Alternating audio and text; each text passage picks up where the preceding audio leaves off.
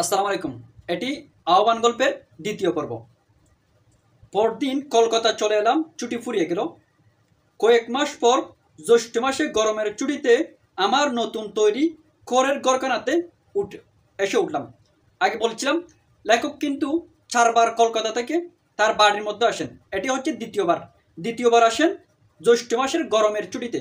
জ্যৈষ্ঠ মাসের গরমের ছুটিতে দ্বিতীয়বার আসেন এবং এবার কিন্তু তার যে খড়ের ঘর আছে বা তার যে চালাঘর আছে, যিনি প্রথমবার এসে বেঁধেছে, ওটার মধ্যে তিনি উঠেন। এটা মনে রাখবা। কলকাতাতে কর্মব্যস্ত এই কমাসের মধ্যে বুড়িকে একবারও মনে পড়েনি, বা এখানে এসেও মনে হঠাৎ হতো না যদি সে তার পরের দিনের সকালে আমার ঘরের নিচু দাওয়ায় এসে না বসে পড়তো। আচ্ছা, দাওয়া অর্থ হচ্ছে বারান্দা, দাওয়া অর্থ হচ্ছে বারান্দা, অর্থাৎ বড় ঘরের পাশে যে ছোট ঘরটা থাকে ওটাকে কি বলা হচ্ছে? দাওয়া বলা হচ্ছে। তাহলে জ্যৈষ্ঠ মাসের শুরুতে তিনি দ্বিতীয়বার বাড়িতে আসলেন, কিন্তু প্রথমবার যাওয়ার পরে বুড়ির কথা তার একবারও মনে পড়েনি। আর এখানে এসেও আবার কিন্তু তার মনে পড়ছে না যদি ওই বুড়িটি তার পরের দিন সকালে তার বাড়ির দাওয়া এসে না আসতো বা না বসে পড়তো। বললাম, কি বুড়ি, ভালো আছো? ময়লা ছাড়া কাপড়ের প্রান্ত থেকে গোটা কতক আম খুলে আমার সামনে মাটিতে রেখে বলল, আমার কি মরণ আছে রে বাবা? তাহলে সে কিন্তু কতগুলো আম আনলো। এখানে আমের সংখ্যা নির্দিষ্ট করে বলা হয়নি, বলা হয়েছে গোটা কতক আম, অর্থাৎ সেটা 2-4টা হতে পারে। তার ময়লা কাপড়ের ছাড়া প্রান্ত থেকে, ময়লা কাপড় বলা হচ্ছে যেহেতু সে একজন গরিব, সেজন্য তার কাপড়টা ময়লা হবে, এটাই স্বাভাবিক। কিন্তু সরি, জিজ্ঞেস করলাম, ও আম কিসের? আমগুলো কোথা থেকে আনছো? কিসের আম এগুলা? দন্তহীন মুখে একটু হাসবার চেষ্টা করে বললে, ও গোপাল আমার, তোর জন্যই নিয়ে আলাম। নিয়ে আলাম অর্থাৎ হচ্ছে নিয়ে আসলাম, এটা আঞ্চলিকভাবে আলাম বলা হচ্ছে।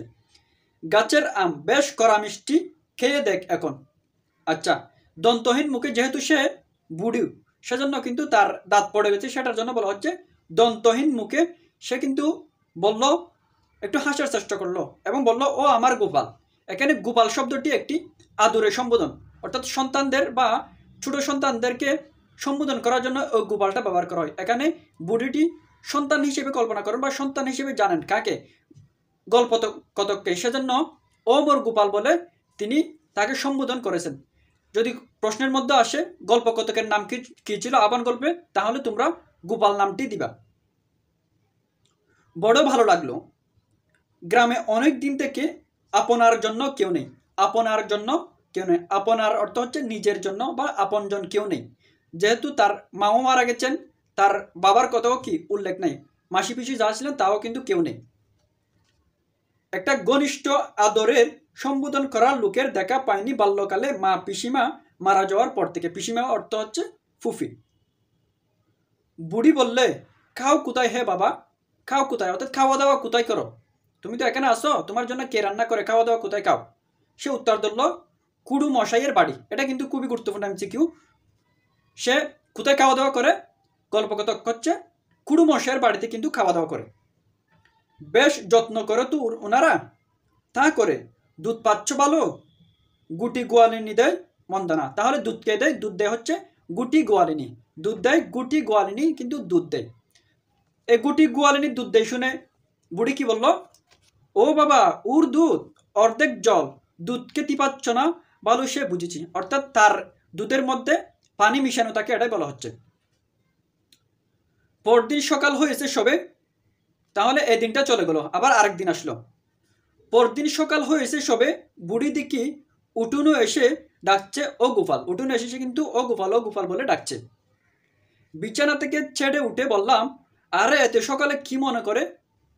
হাতে কি? অর্থাৎ আজকে কিন্তু হাতে কিছু একটা নিয়ে এসেছে। বৃদ্ধা হাতের নড়ি আমার দাওয়ার গায়ে ঠেস দিয়ে রেখে বলল, লাঠিটা একটু তার বারান্দার মধ্যে ঠেস দিয়ে বলল, এক গটি দুধ আনলাম তোর জন্য। এক গটি দুধ আনলাম তোর জন্য। গটি অর্থ হচ্ছে জলপাত্র বা জলের পাত্র, অর্থাৎ ছোট যে বাটি আছে ওই বাটি বলা হচ্ছে। এই বাটি করে কিন্তু দুধ আনলো বুড়ি, যেহেতু সে জানতে পারলো ভালোভাবে দুধ পাচ্ছে না, সেজন্য কিন্তু দুধ আনলো। সে কি দুধ পেলে কোথায় এত সকালে? বুড়ি কি বলে, আমায় মা বলে ডাকে ওই হাজারা বেটার বউ। ওই হাজরা বেটার বউ আমাকে কি বলে ডাকে? মা বলে ডাকে। তাহলে প্রশ্ন আসতে পারে, বুড়িকে কে মা বলে ডাকে? হাজরা বেটার বউ বুড়িকে মা বলে ডাকে। এই হাজরা বেটার বউটা কিন্তু তার পাতানো মেয়েটাও হতে পারে, এটা কিন্তু নির্দিষ্ট নয়। আমি তবে গল্প পড়লে ধরা যায় এই হাজরা বেটার বউ কিন্তু তার পাতানো মেয়েটি ছিল, যার ঘর কিন্তু তার চালাঘরের পাশাপাশি লাগানো। তারও কেউ নেই। আচ্ছা, হাজরা বেটার বউরও কেউ নেই, মোর চালাঘরের পাশে ওর চালাঘর। ওরে কাল রাত্রে বলে রেখে দিয়েছিলাম, বলি বউ আমার গোপালি দুধ খেতে পায় না, তাই আজ ভোরে উঠে দেখি আমার ডাকছে, মা উঠো, তোমার গোপালির জন্য দুধ নিয়ে যাও। আচ্ছা আচ্ছা, কেন বলো তো তোমার এসব, অর্থাৎ তুমি এসব কেন করো? প্রতিদিন একদিন আম আনছ, একদিন দুধ আনছ, আরো অনেক কিছু আনবে, তাহলে তুমি এগুলো আমার জন্য কি করতেছ, কি জন্য করতেছ? এরকম আর কখনো এনো না তো। কত পয়সার দাম দিতে হবে বলো? কতটা দুধ, দুধ কতখানি, কত টাকা দিতে হবে? বুড়ি একটু ঘাবড়ে গেল, কারণ সে কিন্তু স্নেহের টান থেকে এনেছে, সে কিন্তু টাকা পয়সার জন্য এই দুধগুলো আনেনি। তার ভালো লাগে বলে কিন্তু, তার ছেলে নেই, তার এই গোপালকে ভালো লাগে বলেই সে দুধ এনেছে, সে কিন্তু টাকার কথা চিন্তা করে দুধ আনেনি, সেজন্য সে ঘাবড়ে গেল। বইয়ে বইয়ে বলে, কেন বাবা, পয়সা কেন? পয়সা না তো তুমি দুধ পাবে কোথায়? লেখক বলল, পয়সা না তো তুমি দুধ পাবে কোথায়? যেহেতু তোমার টাকাও নাই, তোমার কেউ নাই, গর্ব নাই, তুমি দুধ কোথায় পাবো? অবশ্যই তুমি কোথাও থেকে টাকা দিয়ে আনছো, সেজন্য বলতেছে পয়সা না তো তুমি দুধ পাবে কোথায়? ওই যে বললাম বাবা, আমার মেয়ের বাড়ি থেকে, মেয়ে অর্থাৎ হাজরা বেটার বোর বাড়ি থেকে কিন্তু সে দুধগুলো আনলো।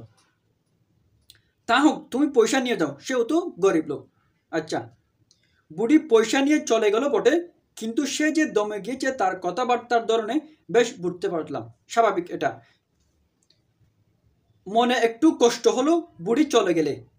পয়সা দিতে যাওয়া ঠিক হয়েছে কি? যেহেতু একটা আদরের টান থেকে কিন্তু ওই দুধগুলো এনেছিল, সেগুলো কিন্তু সে টাকা দিয়ে মূল্যায়ন করতে চেয়েছে বা টাকা দিয়ে মূল্যায়ন করেছে, সেজন্য কিন্তু নিজের মধ্যে একটা হীনমন্যতা বা একটু অস্বস্তি বোধ হচ্ছে লেখকের। এত মায়া করে এত টান থেকে আমার জন্য দুধ আনলো আর আমি তাকে টাকা দিয়ে মূল্যায়ন করলাম, এটা কি কোনো খারাপ কিছু হলো? সেরকম কিন্তু তার মধ্যে আনচান করছিল লেখকের মনে বা গল্পকথকের মনে। বুড়ির কীরকম হয়তো মন পড়ে গিয়েছে আমার উপর, স্নেহের দান এমন করা ঠিক হয়নি। বুড়ি কিন্তু এ অবহেলা গায়ে মাখলে না আদৌ। আদৌ অর্থ হচ্ছে মোটেই, অর্থাৎ তাকে টাকা দিয়ে কিন্তু এক ধরনের তার অবজ্ঞা করা হয়েছে বলা যায়। সে কিন্তু সেটা সে গায়ে মাখলো না বা আমলে নিল না। সে পরের দিন আবার এসে যাবে, প্রতিদিন সকাল হতে না হতেই সে এসে জুটবেই। আচ্ছা, ও গোপাল, এই দুটি কচি শশার জালি মোর গাছের, এই নেও। অর্থাৎ পরের দিন আবার আসলো, সে কি আনলো? শশার জালি। জালি অর্থ হচ্ছে কচি ফল, জালি অর্থ হচ্ছে কচি ফল। তাহলে কে আনলো? শশার জালি, অর্থাৎ কচি শশা আনলো, যেটাকে নুন দিয়ে খাওয়ার জন্য বলতেছে। নুন দিয়ে খাও দেখিন মোর সামনে। বুড়ি, তোমার চলে কিসে, অর্থাৎ তুমি কি দিয়ে চলো? তো তোমার খাওয়া দাওয়া কোথা থেকে হয়? ওই যারে মেয়ে বলি ও বড্ড ভালো। তাহলে যাকে মেয়ে বলে বা তার যে পাতানো মেয়ে, ওই পাতানো মেয়ে কিন্তু তাকে খাবার দাবার দেয়। লোকের দান বানে ও কি করে কাজ করে? ও লোকের দান বানে, তাই চাল পায়, আমার দুটো না দিয়ে সে খায় না। আচ্ছা, একা থাকো? তা একদিন মুরগার কানা না হয় দেখতে গেলে। অমর গোপাল, আমি নতুন খেজুর পাতার চাটাই বনে রেখে দিয়েছিলাম তোমারে বসতি দেবার জন্য। এখানে চাটাই একটা শব্দ বলা হচ্ছে, চাটাই অর্থ হচ্ছে মাদুর, অর্থাৎ খেজুর পাতা বা এরকম পাটি বানানোর যে বেত দিয়ে যেটা মাদুর বানানো হয় সেটা কিন্তু চাটাই বলা হচ্ছে। তাহলে একটা চাটাই বানিয়েছে যাতে গোপাল যদি কোনোদিন তার বুড়ির বাড়িতে যায় তাকে বসতে দিতে পারে। যেহেতু সে শহর মানুষ, তার পুরাতন চাটাইতে যেহেতু বসতে দিতে কি হবে, অসংকোচ বোধ হবে, সেজন্য একটা নতুন চাটাও বানিয়েছে। কিন্তু কি টান দেখো। সেবার বুড়ির বাড়িতে আমার যাওয়া হয়ে উঠল না। তাহলে সেবারও কিন্তু দ্বিতীয়বার যখন বাড়িতে আসছিল, সেবারও বুড়ির বাড়িতে যাওয়া হয়ে উঠল না।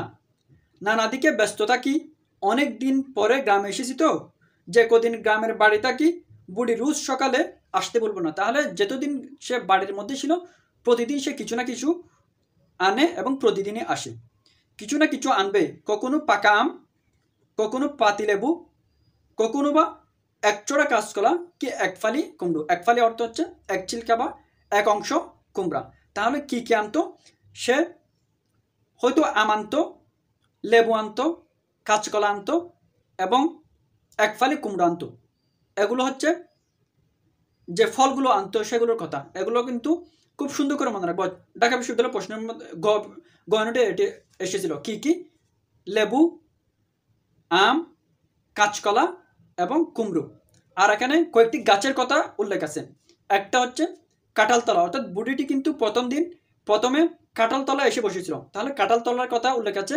আর আমরা পরে দেখতে পাবো বুড়িটি যখন খবর দেওয়া হয় সেটা কিন্তু একটা মাকাললতার নিচে তিত্তিরাস গাছের তলায়, মাকাললতার নিচে তিত্তিরাস গাছের তলায় কিন্তু তাকে কি দেওয়া হয়, কবরস্থ করা হয়। এবং খেজুর গাছের কথাও উল্লেখ করা হচ্ছে, খেজুর গাছের ছাঁটাই। তাহলে 4টা গাছের কথা উল্লেখ আছে, একটা হচ্ছে কাঁঠালতলা, মাকাললতা, খেজুর গাছ এবং তিত্তিরাস গাছ। এগুলো মনে রাখবে, এগুলো কিন্তু বিভিন্ন বিশ্ববিদ্যালয়ের পরীক্ষায় আসতে পারে এমসিকিউ হিসেবে। আচ্ছা, এই ছিল কিন্তু দ্বিতীয় পর্ব। পরের অংশ কিন্তু শেষ অংশ, তৃতীয় পর্ব।